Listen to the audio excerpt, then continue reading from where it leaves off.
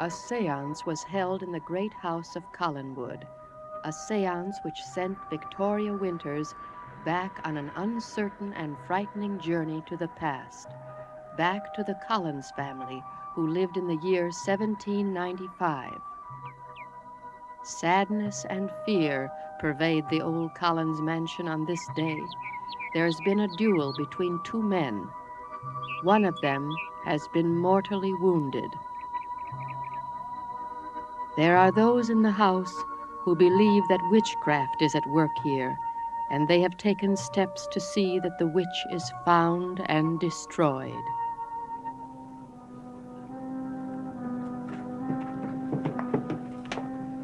How is Jeremiah? Well, the doctor allowed me only a few minutes in the room. Yes, but how is he? Still unconscious. Doctor says he's hovering between life and death. Someone in this house wanted that duel to take place. Someone wants Jeremiah to die. You're a very superstitious woman, aren't you, Countess? I tell you, it is true. And I say with all due respect, it's nonsense. Considering the way Barnabas was treated, that duel was unavoidable. One of us had better answer it, Lieutenant. I have learned not to wait for the servants in this house to perform their simple duties. I am here to see Miss Abigail Collins. She is expecting me. Won't you come in, please? You must be the Reverend Trask. I am? I am the Countess Du Prés, and this is Lieutenant Forbes. Lieutenant? You have not come a moment too soon. I find that is usually the case. If you'll follow me, I'll show you the way to Jeremiah Collins' room. Jeremiah? The Reverend wishes to see Miss Abigail Collins. Oh, I'm sorry. I just assumed that Abigail had sent for him because of Jeremiah's condition. No, Lieutenant. Reverend Trask has come to find and destroy the witch in this house.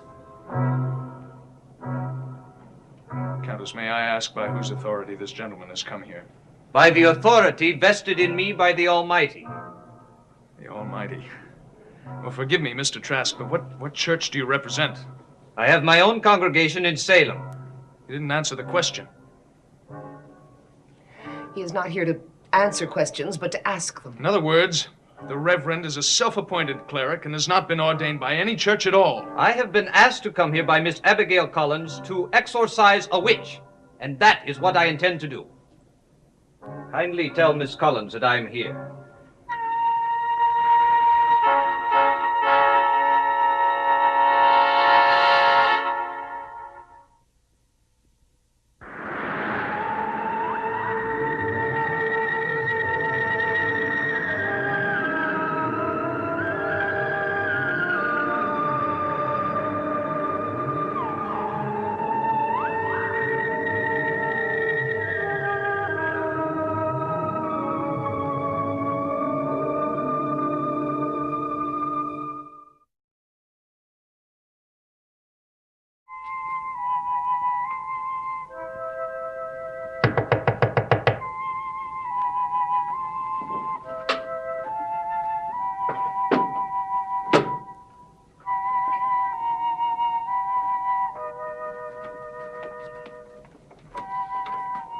Lieutenant Forbes, I thought I told you Quiet never... for a minute. Just listen. We must get you out of this house at once. What are you talking I told about? you the other day you might be needing a friend. Well, you do now, and I'm volunteering to help you. And I told you the other day that your manners could see some improving. Miss Winters, you are in danger. I didn't realize how seriously Abigail and the Countess were taking this witchcraft business. Oh, it's that again. Yes, and don't try to dismiss it too lightly. Well, you don't think I should take it seriously, do you? You'd better. Abigail has sent for a witch hunter. He's in this house downstairs right now, and he'll be wanting to see you in a few minutes. Well, what do you suggest that I do? Well, look, we can go out the back way and saddle up 2 horses. I can take you into Collinsport. You can stay at the inn for a few Lieutenant, days. you have to forgive me if I'm amused by your persistence. As a matter of fact, I admire it. Now, listen to me. This is not what you think it is. Now, I'm really trying to help you. And I don't need your help, thank you. Abigail and the Countess are convinced that you're a witch, and they brought this man here to prove it. Now, you've got to get out of here. Well, why should I run away? I'm not a witch, and therefore I have nothing to fear. Except perhaps you. All right. Stay and find out for yourself. I've seen these fanatics before. I know how they work. I wouldn't look forward to it if I were you. Well, I think I can take care of myself. More than adequate.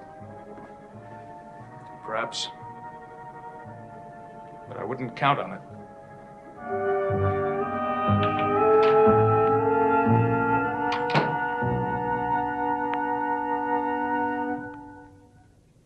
You both believe that witchcraft has been practiced in this house. We are convinced of it. You have evidence to support your suspicions? I knew the moment I saw her. When I looked into her eyes, I knew that girl was possessed by the devil.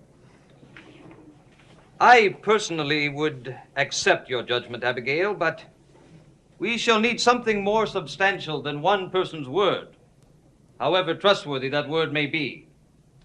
We must have tangible evidence of an act of sorcery. We have all the evidence you need. The signs are unmistakable. Tell me about them.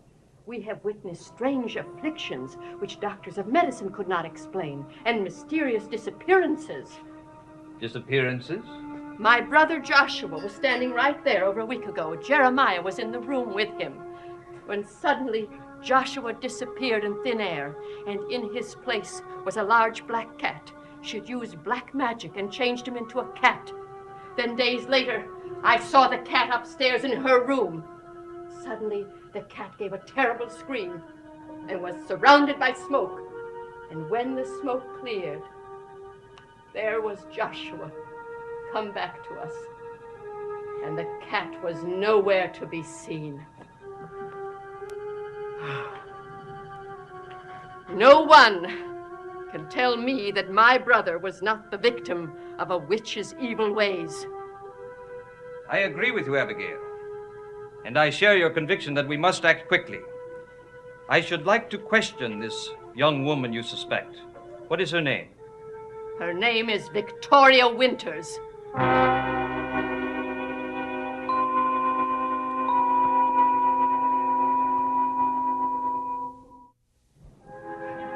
Victoria Winters.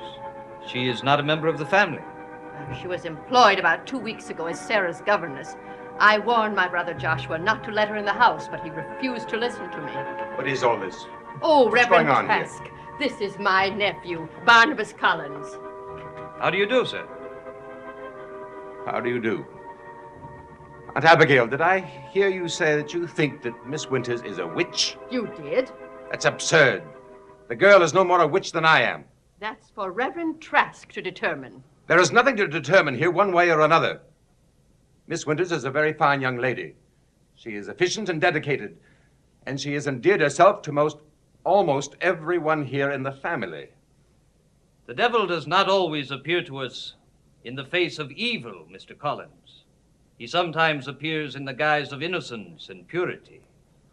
May I ask what evidence you have that Miss Winters has actually committed wrongdoing? I am told that certain strange things have happened in this house of late. That's true. But none of them have been caused by witchcraft. Barnabas, how can you say that? You yourself were a victim of black magic. He very nearly died, Reverend. Oh? Can you describe this act of black magic, Mr. Collins? My affliction was not caused by black magic. Yes, it was. One moment you were as normal as ever, and then you began to choke. Someone had cast a spell on you. What nonsense. Nonsense, is it? Perhaps you have a more logical explanation for this incident? It could have happened for any number of reasons. But even the doctor of medicine was completely mystified after he examined you. And how did you recover from this affliction? I don't know.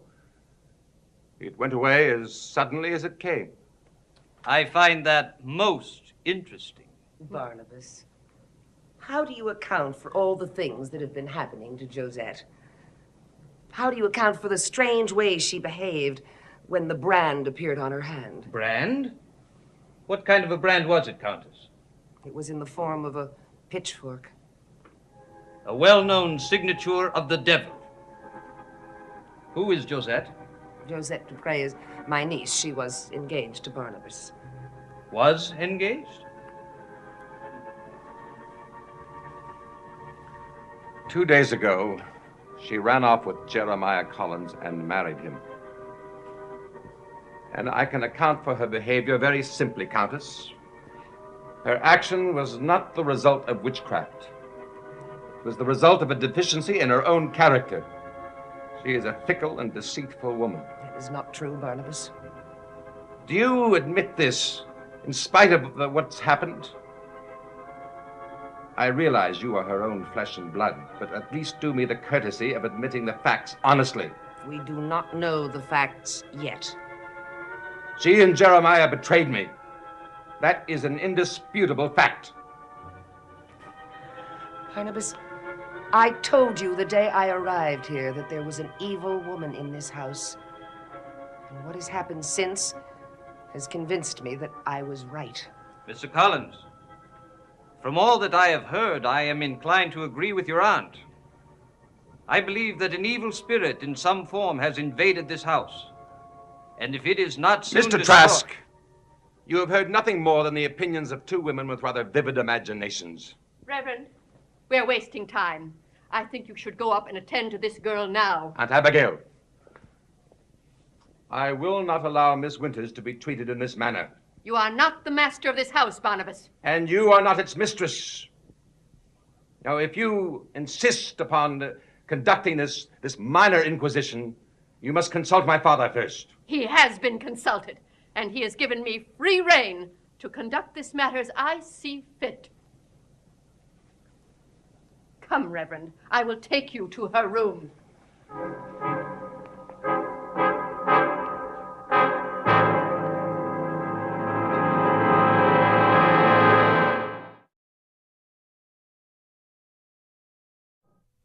Miss Winters, where were you when Barnabas Collins was seized by a fit of choking 2 weeks ago?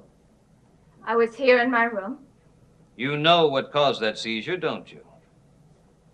No, of course not. Now, there is no reason to lie to me, girl. I'm not lying. I am not here to harm you, only to help you. I can't believe you're all serious about this. We consider witchcraft a very serious matter. It'll do you no good to evade the Reverend's questions. He knows how to deal with people like you. I knew you were coming here to ask me some questions, but I never thought it was going to be... You knew before we arrived at your door that we were coming here? Yes. How did you know it? Never mind. I asked you how you knew. Take your hand off of me. There is possession here. The signs are unmistakable. How long have you been in league with the devil? Now you just stop this, because I'm not in league with anyone. I've never done a thing to harm anyone in this house. You have tried and you have succeeded. You have carried out the devil's instructions since the day you arrived here. That's ridiculous. You have used your spells and potions and incantations to inflict bodily harm and cause mental aberrations. I've done no such thing. Why won't you listen to what I'm saying? You caused the disappearance of the master of this house through an act of black magic. No! You have used your trickery to sow the seeds of dissension and hatred among the members of the Collins family, a God-fearing people who would never willingly do the devil's bidding. Will you please get out of here and leave me alone?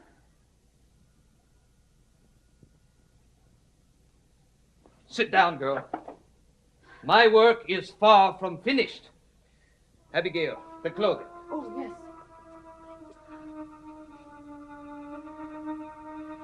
My clothes, how did you get them? I want you to tell me how and where you got them. It's none of your business. Is it true you were wearing these when you arrived here? I refuse to tell you. Yes, it's true, Reverend. I saw her wearing that clothing.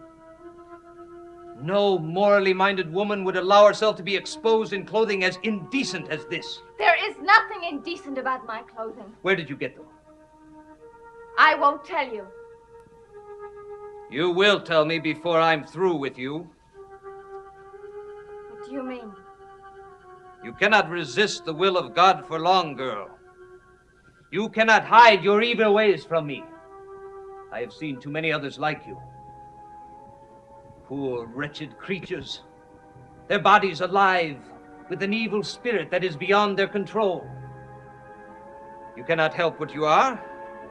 You have lost your free will. It is not you we must punish. It is Satan. For he has reached out and taken wanton possession of your body. Satan possesses and commands, and poor earthly flesh obeys. But the hand of God will intervene. The hand of God will cleanse your body of the seeds of evil Satan has planted there. Get down on your knees and pray to the heavens for your salvation. I told you not to touch me. Don't you understand, girl? You must not resist. You must pray to the heavens for your salvation. I told you to get out of here and leave me alone. You dare strike a man of God. He's no man of God. He's a fanatic. If anyone is possessed by the devil, he is. Reverend Trask. Now you listen to me, girl. You be quiet and listen carefully. If you will not bring yourself to God, then I will bring God to you. Let me out of here, somebody, please.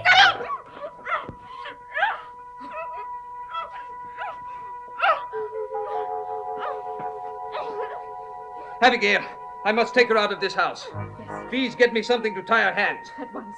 Why must you take her out of this house? Her presence will still be felt if she remains here. Oh, here. Reverend. I don't understand. Where will you take her? To the woods, away from those she can bring harm to. Then I will put her to the ultimate test. But I do not understand. First, I will prove, beyond all doubt, that she is a witch. And then I will exorcise the evil spirits from her body. How are you going to prove that she is a witch? I have my ways, Countess. I have my ways.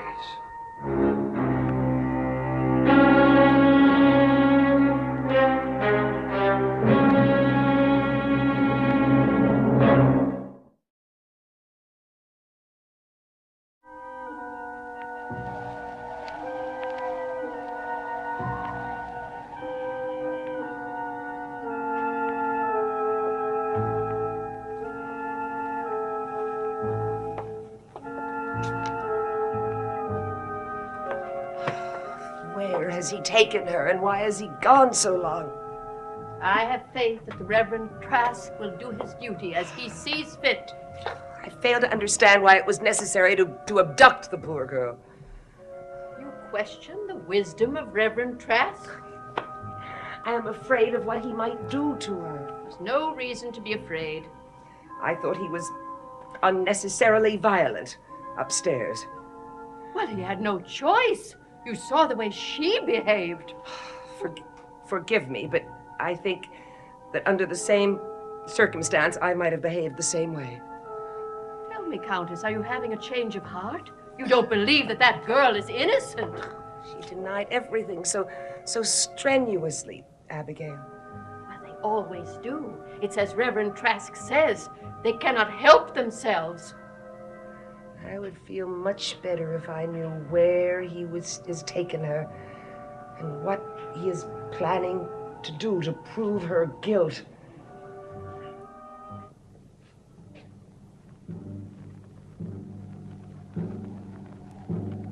I will give you one last chance to confess. Repudiate the devil now, and the Almighty will bring you salvation. You're insane. You make your own salvation very difficult. What are you going to do to me? You will stay here overnight. You will remain tied to this tree, one of God's living creatures. If indeed you are guilty of witchcraft, the tree will be dead by morning. Please untie me and take me back to the house. You are afraid to go through with this test, aren't you? I'm afraid to stay out here alone overnight. It is the fear of God you feel. The fear of being exposed as the witch you are. Please don't leave me here alone. I adjure thee, thou old serpent, by the judge of the quick and the dead, by thy maker and the maker of the world, by him who hath power to put thee into hell, that thou depart in haste from the flesh of this woman,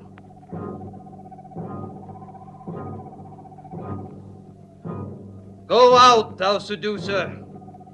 Go out, thou transgressor, full of deceit and wile, enemy of virtue, persecutor of innocence.